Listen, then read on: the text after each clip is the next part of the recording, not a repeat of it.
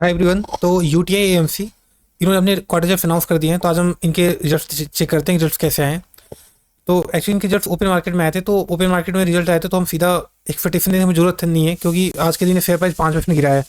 तो 5% गिरा है मतलब कि जाहिर सी बात है कि मार्केट को रिजल्ट पसंद नहीं आया है। अब वो तो यहाँ पे शुरू में काफ़ी ज़्यादा गिरा था, फिर बीच में थोड़ा रिकवर हुआ था। आई थिंक इस टाइम रिजल्ट आया होगा, उसके बाद से देखो तो लगातार ये मार्केट इन होते होते तक ये नीचे ही रहा, ऊपर नहीं उठ पाया। मतलब कि मार्केट को इसके रिजल्ट पसंद नहीं आया।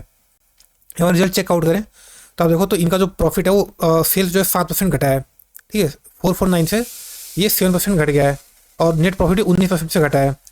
तो क्या है, इस कंपनी के अंदर इन्वेस्टमेंट करने का अच्छा चांस दिख रहा है, हम ये डिस्कस करते हैं।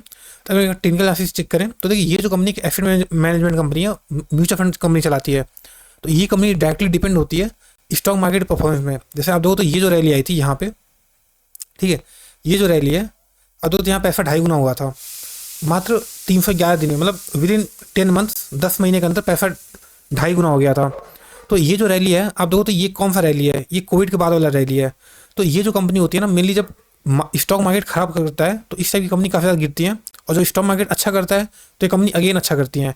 तो यहाँ देखो, ये कंपनी स्टॉक मार्केट अच्छा किया था तो ये कंपनी अच्छी चली। उसके बाद यूक्रेन रशिया का वॉर हुआ और तमाम चीज़ें हुई, स्टॉक मार्केट गिरा था काफ़ी, तो ये भी कंपनी काफ़ी नीचे गिरी थी। उसके बाद निफ्टी रिकवर हुआ तो देखो ये भी रिकवर हुई। और अभी पिछले कुछ दिन साल देखो तो सेंटिमेंट खराब चल रहे हैं और निफ्टी गिर रहा है, तो अब देखो ये कंपनी भी गिर रही है। तो इस टाइप की कंपनी यूजुअली क्या है कि मार्केट ड्रिवन कंपनी होती है, कि मार्केट वो डिपेंड करता है। जैसे अगर आप इस कंपनी पे क्वार्टर चेक करो, और यहाँ अगर आप ओपीएम पे नज़र डालें, ठीक है, कंपनी का जो ओपीएम होता है, ऑपरेटिंग प्रॉफिट मार्जिन, तो कितना है, 52% ओपीएम है। ठीक है, और यहाँ पे 56%, 65%, 66%, 61%। क्योंकि ये जो कंपनी होती है एसेट लाइट बिजनेस होता है इनका, मतलब इनकी कंपनी में ऐसा कुछ आपको लैंड, फैक्ट्री, बिल्डिंग ये सब लगाने की जरूरत नहीं होती है।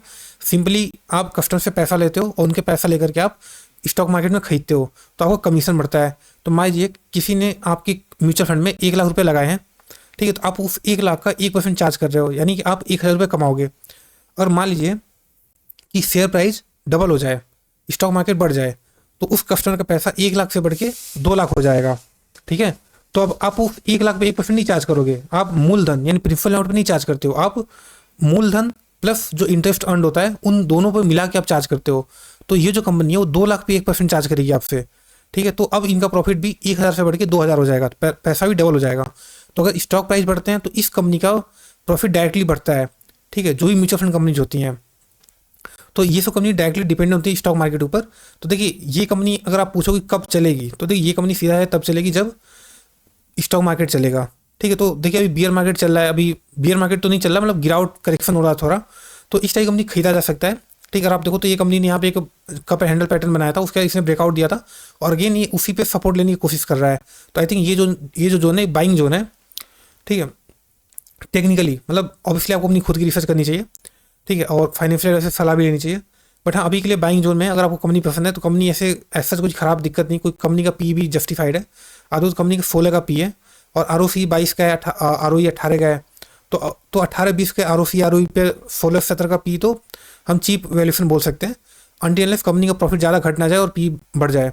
बट हाँ, अभी के हिसाब से तो ठीक नंबर है, ठीक तो नहीं है नंबर्स, लेकिन हाँ खरीदने के लिए इन्वेस्टर के लिए अच्छे नंबर है, कि आप अगर नंबर खराब देती है कंपनी तभी उसके शेयर नीचे आते हैं, और एक जो लॉन्ग टर्म इन्वेस्टर होता है उसको खरीदने का मौका मिलता है।